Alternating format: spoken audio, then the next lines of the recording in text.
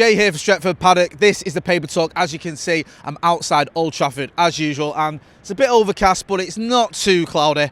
But I'm still wearing my parka. We're going to get straight to it. The big news over the weekend, other than United's defeat, which I won't go on about because you've already had enough about that, was the links with Alex Telles, the Porto left-back.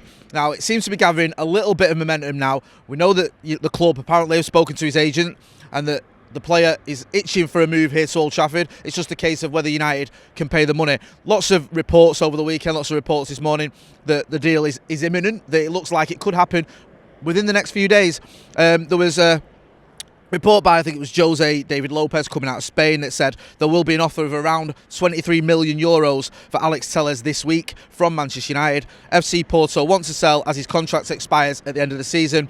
Out of all the offers Telles has received, he's clear that the one he likes most is from United. So it looks like that's happening. Fabrizio Romano also spoken about it.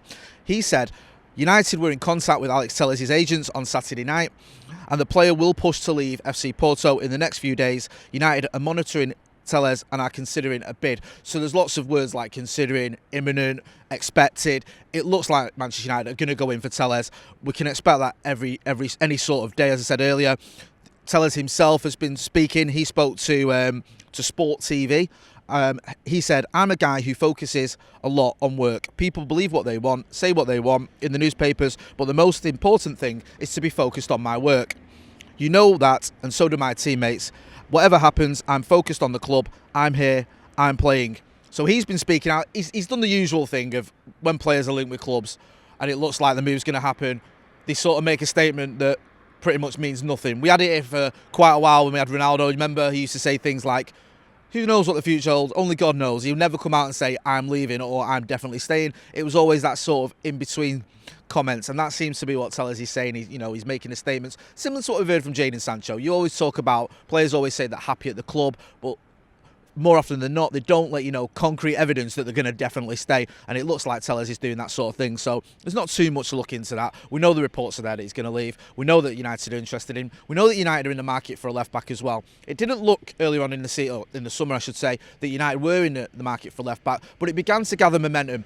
Romano was saying that we were actually looking at 3 different options. One of those was Reguilón, who we know has gone to Spurs. Telles was another one, and this keeps sort of, as I said earlier, gathering a bit of speed. The Porto manager's even been speaking about it. Sergio, I'm going to get this wrong, so forgive me. Sergio Conceição.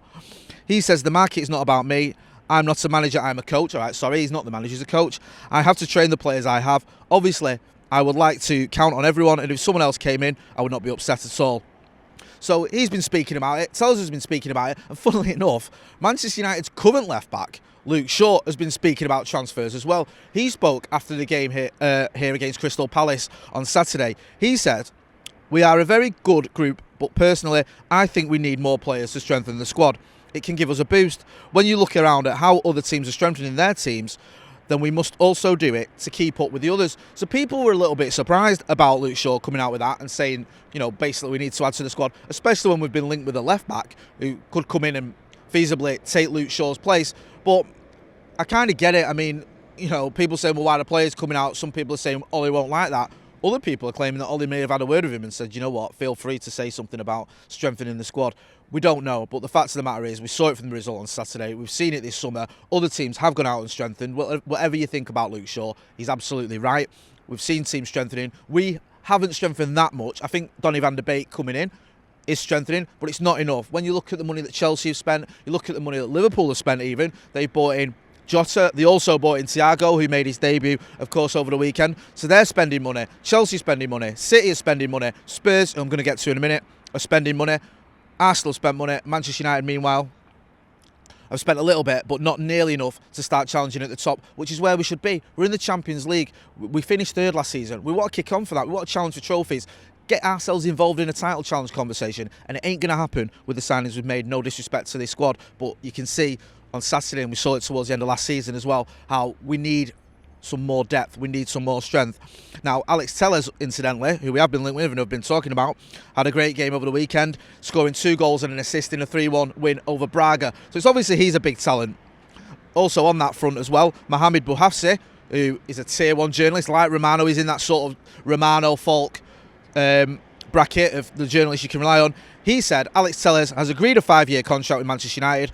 Premier League club will now seek to agree a fee with FC Porto. So, as we expected, PSG are also there, still thinking about whether or not to make a concrete move. So United need to act, really, because PSG is sniffing around. They're not short of a bob or two, and if they go in for him, there's going to be a lot of people upset. It feels a little bit like the Sergio Reguilon thing, where no one expected it. Then when it began to look like it was going to happen, we all wanted him to come. And then he went to Spurs and people were like, why didn't that happen? Why didn't we get him? We understand with that one, it was because of the buyback clause. I understand why the club didn't do that. I'm not going to defend these owners. I think they're an absolute disgrace. But I can understand why a club like Manchester United isn't interested in buying a player that the club you've bought him from can just say, we'll have him back after he's played well. Now, talking of outgoings, another one that's sort of been doing the rounds recently, and Romano's even tweeted about it, so we can take it. There's some fire to go with that smoke. Is Jesse Lingard to Tottenham. Came a little bit out of the blue, but apparently Jose Mourinho even would like to link back up with his former player. Romano tweeted, Lingard, Tottenham, possible only if Dele Alli will leave. Let's see on next days. Now, a few people have been chiming in on social media and whatnot, saying that, well, why don't we do some sort of swap? Well, we can have Dele Alli, they can have Jesse Lingard, maybe give him a few quid as well. Everyone's happy. Don't see that happening. I don't see Tottenham selling Dele Alli to us. I know you may say, well, why are we going to sell him Jesse Lingard? We know why we're going to sell him Jesse Lingard if he does, in fact, go there. He's not going to get much of a look in, you would think, here at Manchester United anymore. And he is still, you know, a 27-year-old England international, or former England international, who's won a few trophies and still has a lot to offer. So I wouldn't be surprised if he did end up going to somewhere like Spurs. I don't see Spurs selling us Dele Alli. I'm actually a little bit surprised that Dele Alli is leaving Spurs. I thought when they brought in Gareth Bale, Sergio Reguilon, other players they've brought in as well, you think, okay, they're strengthening. Then to lose one of the main players, it seems like a bit of a backward step, but I'm guessing with Gareth Bale's wages, yes, Real Madrid are picking up a big chunk of them, but there's still a big chunk left that maybe they need to get Dele Alli off the wage bill as well. So there's a little bit of a mini merry-go-round there where if Dele Alli moves on, Lingard could come in, because I'm guessing Lingard's wages aren't the same as Dele Alli, or Jose Mourinho just doesn't fancy Dele Alli anymore and does fancy Jesse Lingard, because we know that Jesse Lingard played a lot of football here under Jose Mourinho, so there's no reasons to think that he doesn't like the guy and doesn't like the player, and obviously Manchester United are open to selling him, so he could end up going. Another player who could end up leaving is Dan James. I mean, this one sort of seems a little bit left field, because last season, Dan James had a good start to his United career, tailed off a bit, then came back in a little bit, and we saw signs of improvement. Didn't have a great game at the weekend, but nor did anyone else, so I'm not going to just start blaming him, and also I'm not going to go over that, like I said. But apparently Leeds boss Marcelo Bielsa, is planning a second bid of 12 million for Manchester United winger Daniel James. Now, Leeds were in for Daniel James before United got him. In the January transfer window, before Manchester United signed Daniel James, Leeds had a bid accepted. It was a done deal, I think it was on deadline day, but for whatever reason it fell apart. Didn't happen.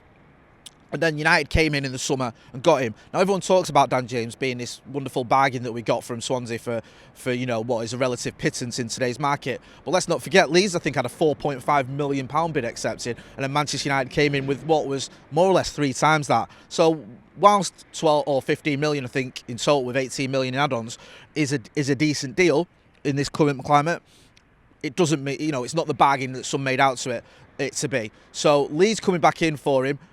I don't see us selling Dan James. You know, let's not forget, he just started here the other day, so are we really going to sell him to Leeds, who are our historic rivals as well? They might not be our rivals in terms of where they are, well, where you expect them to finish in the league. I don't expect Leeds to be challenging for the top 4. I hope not anyway. But they are our historic rivals. Yes, we've done deals before. We know that we got Eric Cantona off them. We got Alan Smith off them.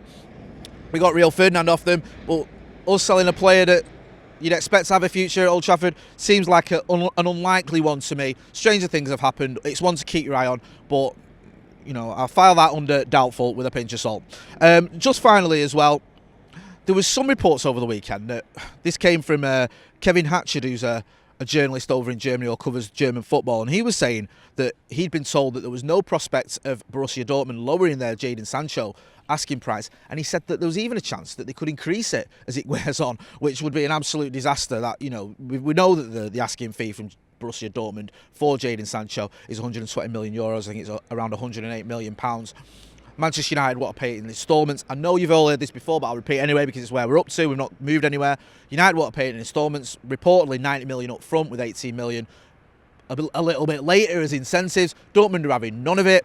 They say they want it all up front. We spoke to Christian Falk last week, who is sort of Mr. German football, one of the most reliable tier 1 journalists you can get if you're into that sort of thing. He said that with each passing day, the chances of Jadon Sancho coming here to Old Trafford get slimmer and slimmer. And now we're hearing some reports that Dortmund, not only are they not going to accept the initial bid they wanted, they're actually looking at increasing it and saying to Manchester United, well, if you want it, you might have to end up paying more.